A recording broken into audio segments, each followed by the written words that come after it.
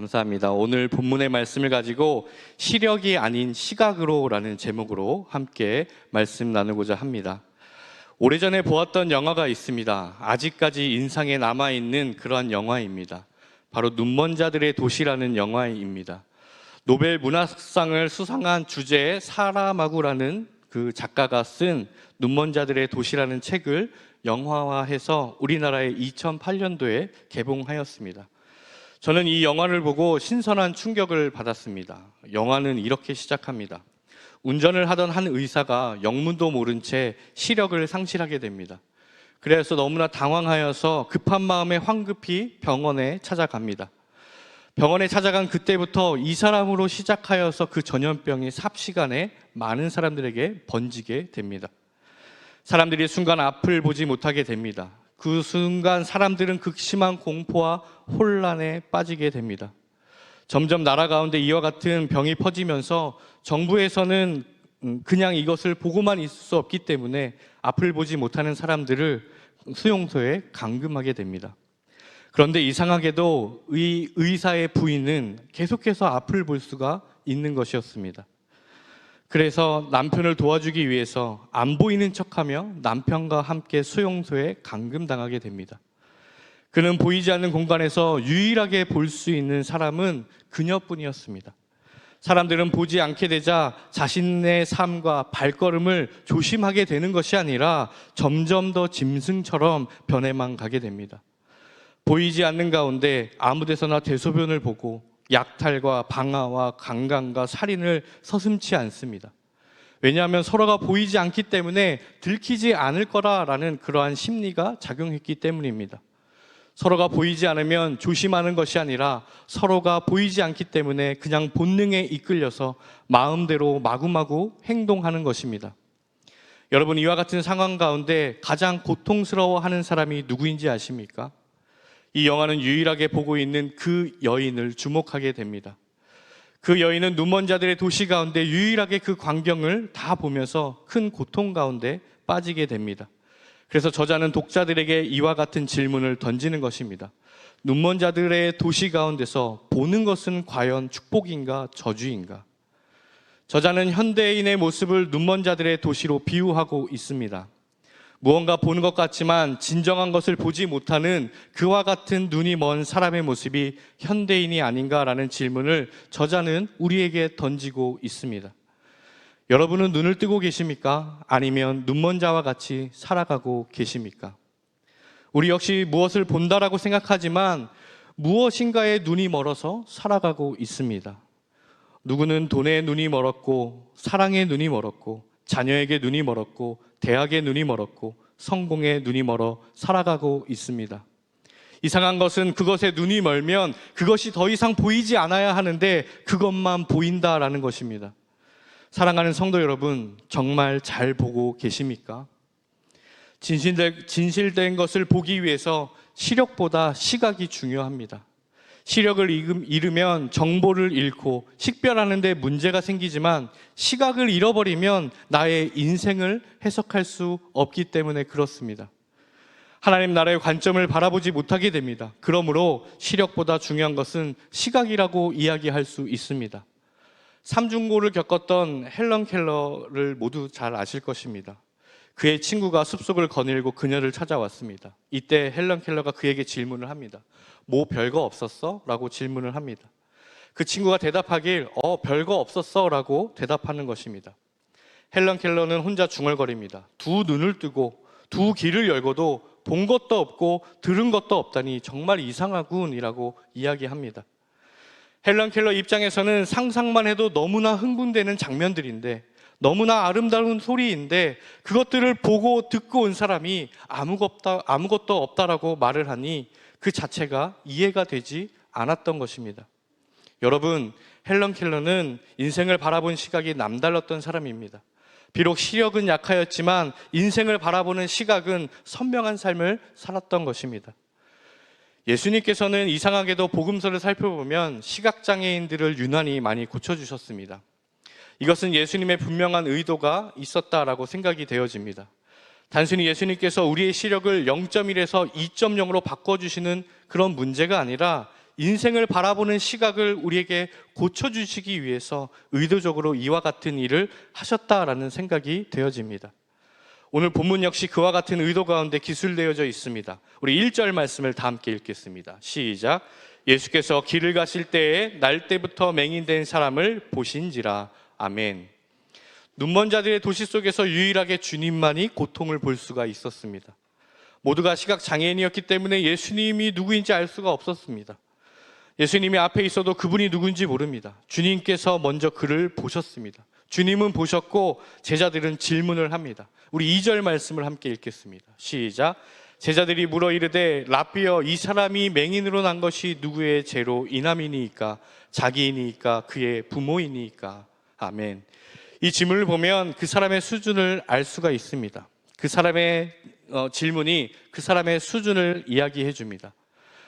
이 한 절의 내용 가운데 제자들이 가지고 있는 병에 대한 그들의 시각을 알 수가 있습니다. 먼저는 병은 죄의 결과다라는 그러한 시각을 가지고 있습니다.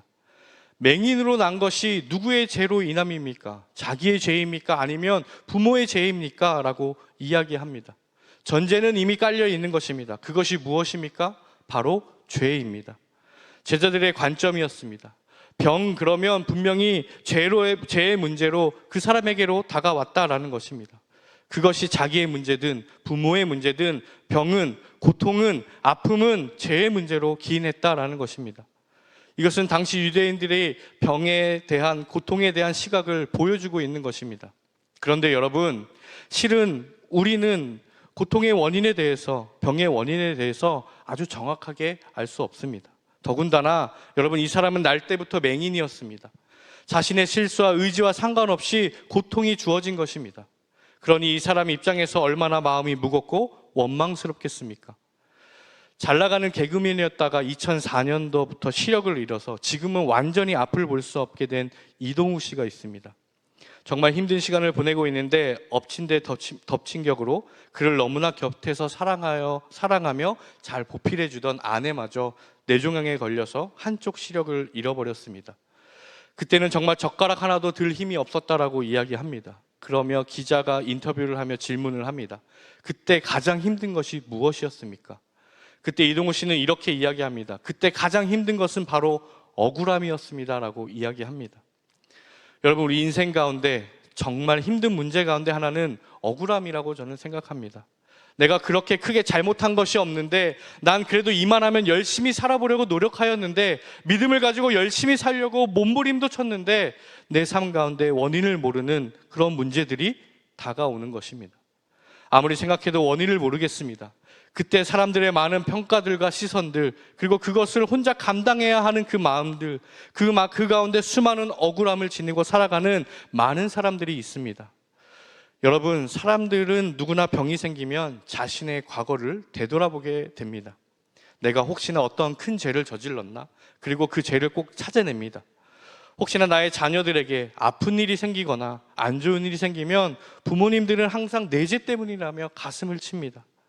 나의 부모나 또 나의 가족 중에서 안 좋은 일이 생기면 혹시 나 때문은 아닐까라고 마음이 괜히 무거워집니다. 여러분, 이와 같이 고통의 문제를 죄의 문제로 해석해버리면 우리 삶에 다가오는 모든 문제에 대해서 우리는 죄책감의 문제를 벗어날 수가 없다라는 것에 있습니다. 그렇다면 여러분, 욥의 고통의 문제는 어떻게 해석하시겠습니까? 욥 역시 죄를 지어서 고통 가운데 빠졌습니까? 아닙니다. 그는 너무나 순결하였기 때문에 고통을 당하였습니다. 여러분, 그렇다면 악인의 형통함은 어떻게 해석하시겠습니까?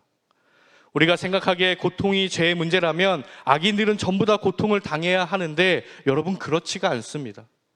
잘 사는 악인들이 너무나 많습니다. 저렇게 살아가다가 폭삭 망해버릴 거야 하지만 너무나 잘 되는 것입니다. 자녀들이 다 망나니일 거야 라고 생각했는데 예의도 바르고 명문대에 들어갑니다. 아마 노년에는 큰 병에 걸려서 객사할 거야 라고 생각했지만 곱게 늙게 됩니다. 정말 죽을 때만큼은 거품 물고 죽을 거야 라고 생각하였지만 호상이라고 이야기합니다. 여러분, 이런 문제를 도대체 어떻게 해석하시겠습니까? 시편 73편 7절에 악인에 대해서 이렇게 표현하고 있습니다. 시편 73편 7절 말씀입니다. 살찜으로 그들의 눈이 솟아나며 그들의 소득은 마음의 소원보다 많으며. 아멘. 악인들의 상태를 이야기해주고 있습니다. 어디가 살쪘다고 이야기합니까? 눈이 솟아났다라고 이야기합니다.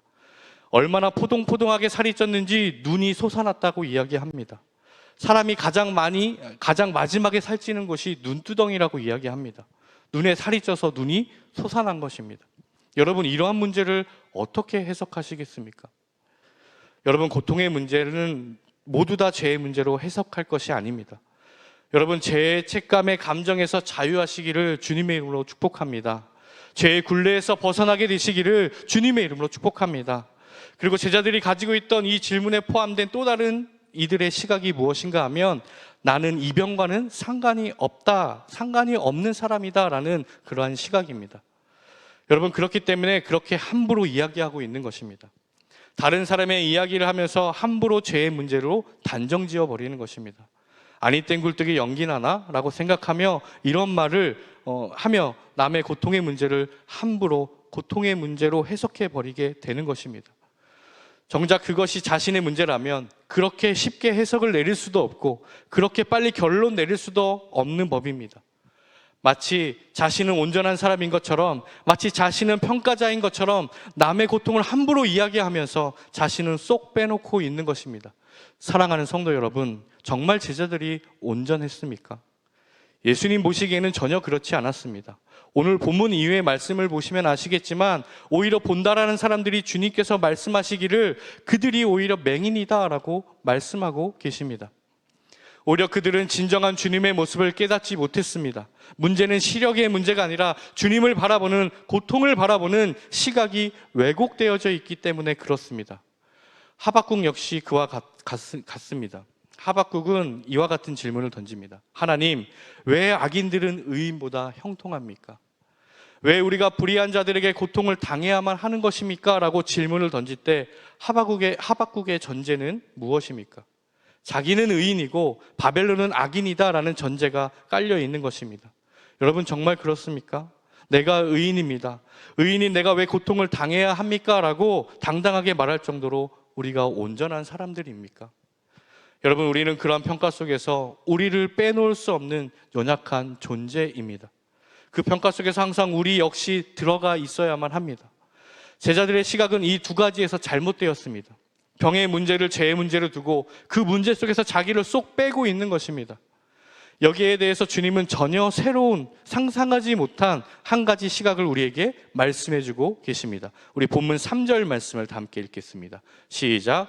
예수께서 대답하시되 이 사람이나 그 부모의 죄로 인한 것이 아니라 그에게서 하나님이 하시는 일을 나타내고자 하심이라. 아멘. 예수님의 시각은 이 병의 문제가 죄의 문제가 아니다라는 것입니다. 이것은 죄의 문제가 아니라 하나님께서 행하실 일이 그 안에 지금 있다라고 말씀하고 계십니다. 우리가 정말 이해할 수 없는 그 고난 속에서 억울하게 다가오는 그 문제 속에 그것이 어떠한 다른 식의 문제가 아니라 하나님께서 행하실 그 일이 그 고난 가운데 들어가 있다라고 말씀하고 계십니다. 할렐루야. 이게 얼마나 감사한 시각입니까? 이 엄청난 시각의 전환이 아닐 수가 없습니다.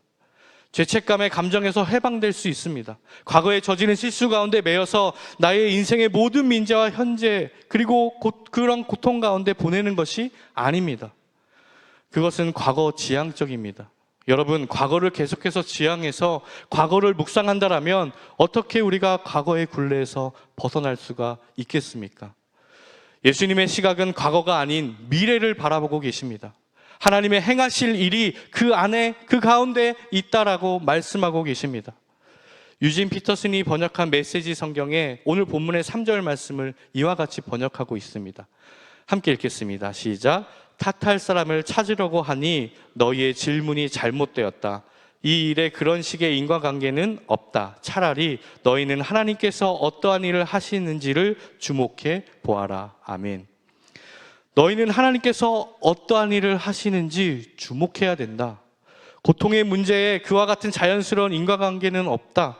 질문이 잘못되었다. 그러니 질문을 바꿔라. 이 고통을 어떻게 하나님께서 어떠한 일로 행하실까라고 지금 이것을 질문하고 기대하라라고 말하고 있습니다. 여러분, 그렇습니다. 우리는 고통 가운데 고난의 이유에 집중하는 것이 아니라 고난의 목적에 집중해야 하는 것입니다. 고난이 다가올 때 주님 왜 내게 why me? 라고 이 문제가 내게 다가왔습니까? 라고 과거를 묵상하는 것이 아니라 고난이 다가올 때 for what? 무엇을 위하여 나에게 이 고난을 주셨습니까? 라고 미래를 바라볼 수 있는 그 시각이 열리는 저와 여러분들이 다 되시기를 주님의 이름으로 축복합니다. 우리 모두 삶에 부족한 한두 가지 부족한 점을 가지고 살아가고 있습니다. 때로는 억울합니다. 고통스럽습니다. 그때 여러분, 그 고통에서 벗어날 수 있는 유일한 길은 주님을 바라보는 그 시각으로 나의 문제들을 바라보는 것입니다. 과거의 그늘에서 벗어나시기를 바랍니다. 죄책감의 감정에 매이지 마시기를 바랍니다. 하나님은 그 아픔을 통해서 일하실 계획을 갖고 계신 분임을 믿고 나아가시길 주님의 이름으로 축복합니다.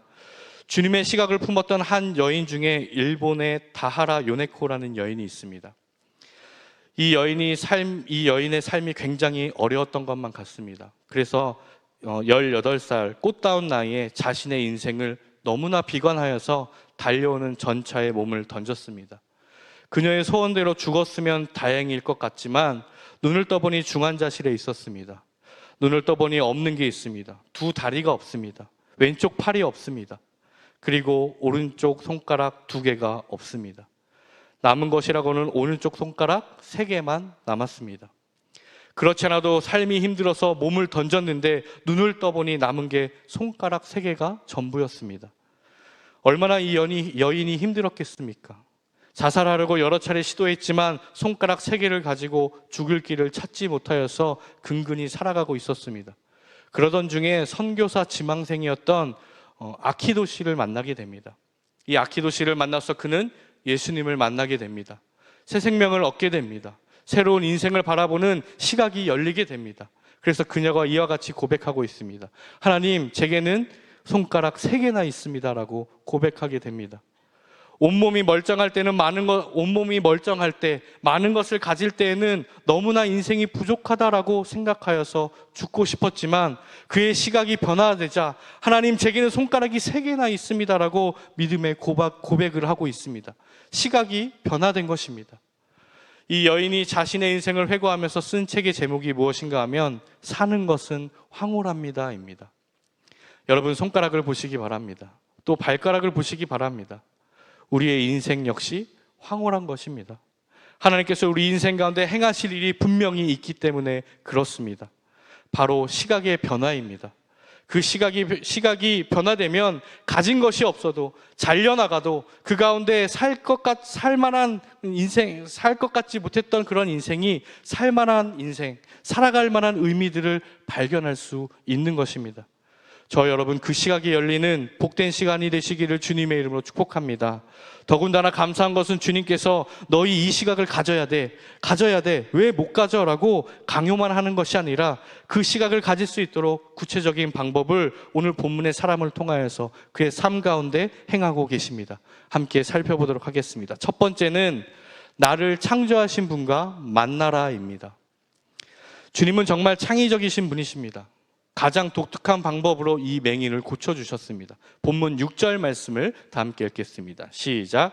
이 말씀을 하시고 땅에 침을 뱉어 진흙을 이겨 그의 눈에 바르시고. 아멘. 예수님은 정말 다양한 방법으로 사람을 고치셨습니다. 주님은 정말 수가 많으신 분입니다. 가장 창의적인 방법으로 고치셨습니다. 침을 뱉으셨습니다. 그리고 진흙을 이기셨습니다. 그리고 눈에 붙이셨습니다. 여러분, 중동 지역의 모래는 굉장히 건조하다고 합니다. 습기가 없습니다. 그 땅에 침을 뱉어 진흙을 이겨 눈을 덮을 정도의 진흙을 만드는 것은 엄청난 노력이 필요하다고 합니다. 억수로 많이 뱉어야 합니다. 여러분, 예수님의 침이라고 침이 이만하겠습니까? 한 번에 이만큼 나온 건 아니지 않겠습니까?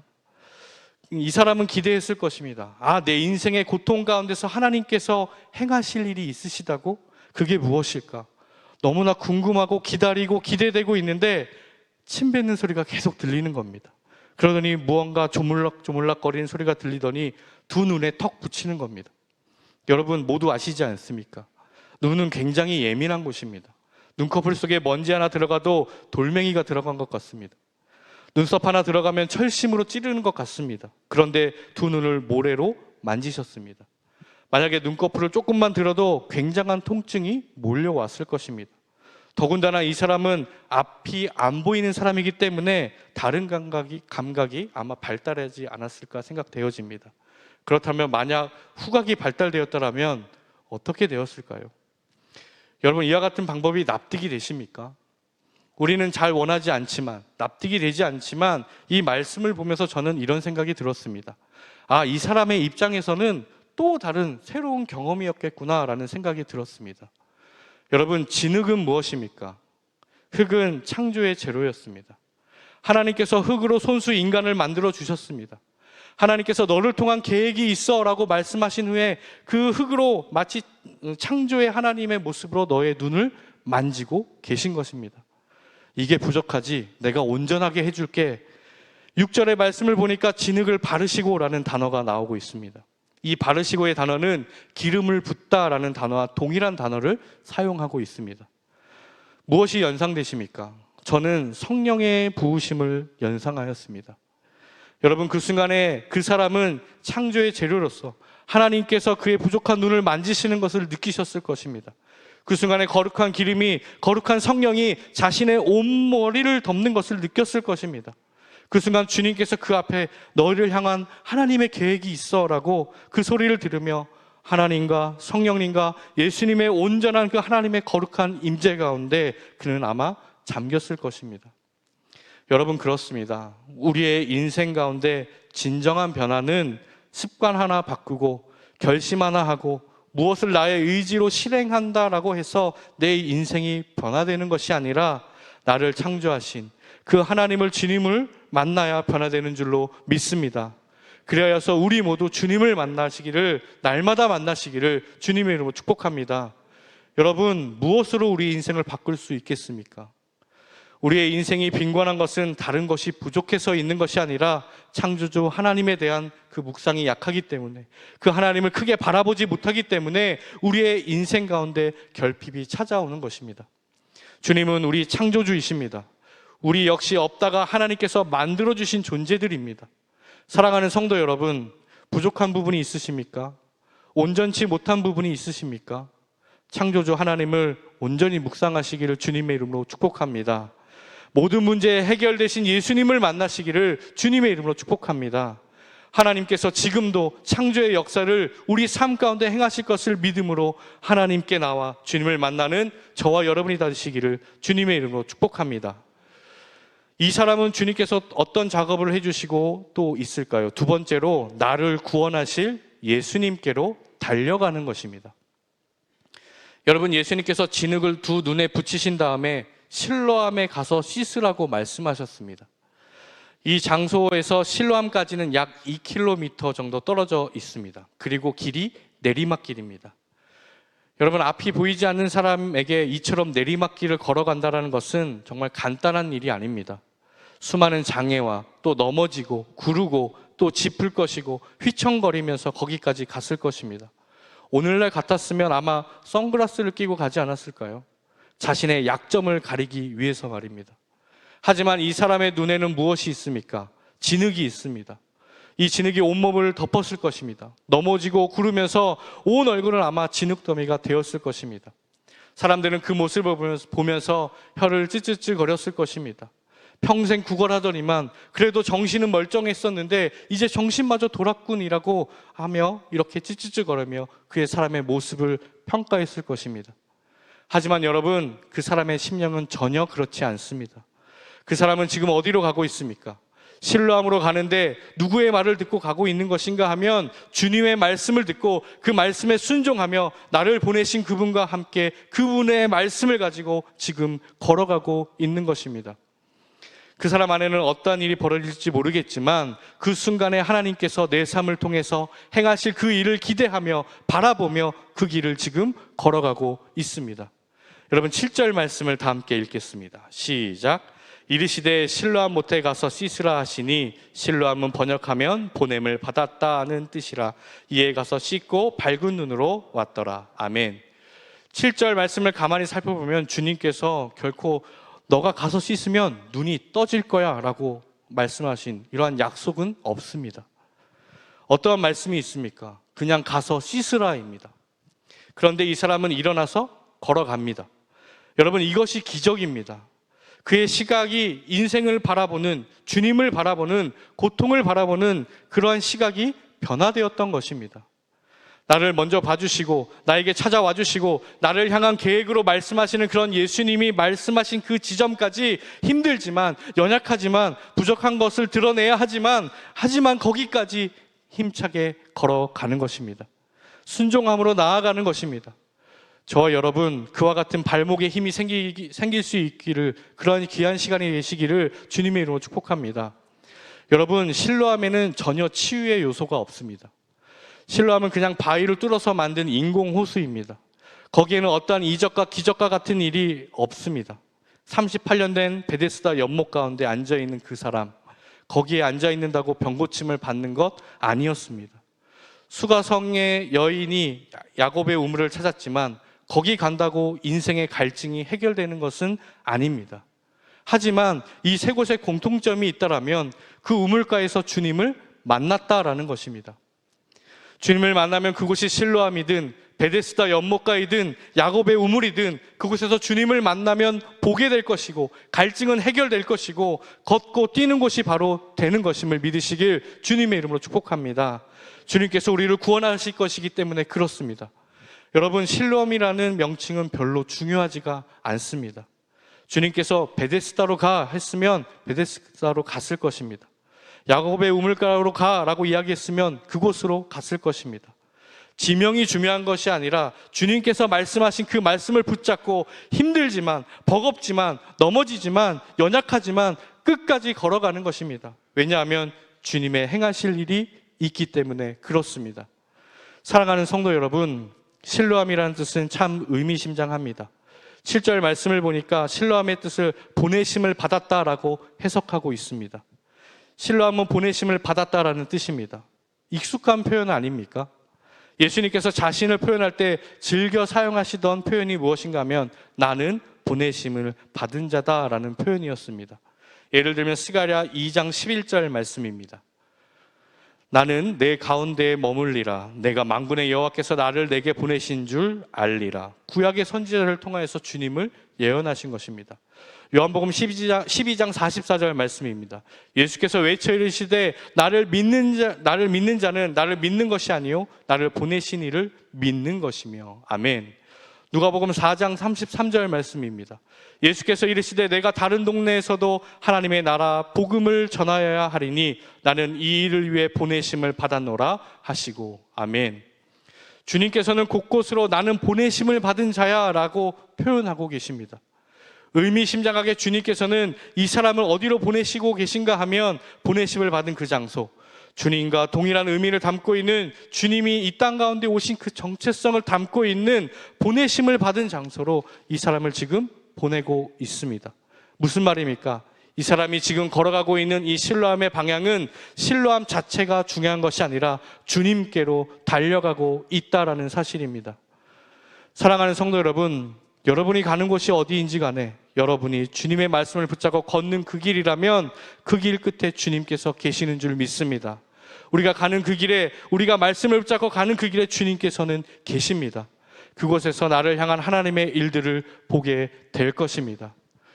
말씀을 맺겠습니다. 사랑하는 성도 여러분, 이 사람은 시력이 회복되기 전에 시각이 회복되었습니다. 시각이 회복된 그에게 시력의 회복은 별로 중요한 문제가 아닐 수도 있습니다. 인생은 결국 눈뜨기입니다. 눈을 열리는 경험을 하셔야 합니다. 시력이 문제가 아니라 인생을 바라보는 시각이 문제입니다. 바울은 본다고 자부하였을 때 아무것도 보지 못하였습니다. 하지만 그가 다메섹에서 흑암 가운데 있을 때 그는 진정한 시각이 열렸습니다. 주님과 하나님의 나라를 보게 되었던 것입니다. 그 시각으로 자신의 모든 인생을 재창조해 나아갔습니다. 사랑하는 성도 여러분, 혹시 어려움 가운데 계십니까? 주님의 시각을 붙잡으시기를 주님의 이름으로 부탁을 드립니다. 과거 지향적인 그 일들을 통해서도 하나님께서는 일하셨습니다. 하지만 과거의 지향적인 삶에 머물러 있는 것이 아니라 주님의 시각으로 우리는 미래를 바라보며 오늘도 함께 일하실 그 하나님을 우리를 향하신 그 하나님의 계획을 우리가 기대하며 나아가는 저와 여러분이 되시기를 주님의 이름으로 축복합니다. 창조주 하나님을 크게 묵상하시기를 바랍니다. 하나님 앞에 나와 하나님을 만나시기를 주님의 이름으로 축복합니다. 하나님은 지금도 우리 인생 가운데 행하실 일들이 너무나 무궁무진합니다. 주의 말씀을 붙잡고 주님을 만날 수 있는 예배의 자리로, 그리고 삶의 현장으로 믿음으로 달려나갈 수 있는 저와 여러분이 다 되시기를 주님의 이름으로 축복합니다.